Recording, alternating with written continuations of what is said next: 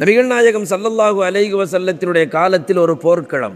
அந்த போர்க்களத்திற்கு தலைமையாக அம்ர் இப்னுல் ஆஸ் ரலியல்லாஹுவை நபிகள் நாயகம் அனுப்புகிறார்கள். போர்க்களம் நடந்து கொண்டிருக்கும் பொழுது எதிரியினுடைய படை அதிகமாக இருக்கிறது, இன்னும் முஸ்லிம்களினுடைய படை தேவைப்படுகிறது என்ற செய்தி நபிகள் நாயகத்திற்கு வரும் பொழுது நபிகள் நாயகம் ஸல்லல்லாஹு அலைஹி வஸல்லம் அபூ உபைத் இப்னுல் ஜர்ராஹ் என்ற அவரினுடைய தலைமையில் இன்னும் ஒரு கூட்டத்தார்களை, பல்லாயிரக்கணக்கான நபர்களை ரசூல் ஸல்லல்லாஹு அலைஹி வஸல்லம் மீண்டும் அனுப்புகிறார்கள்.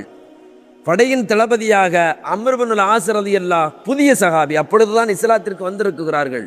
வந்த முதல் போரின் தளபதியாக இருக்கிறார்கள்.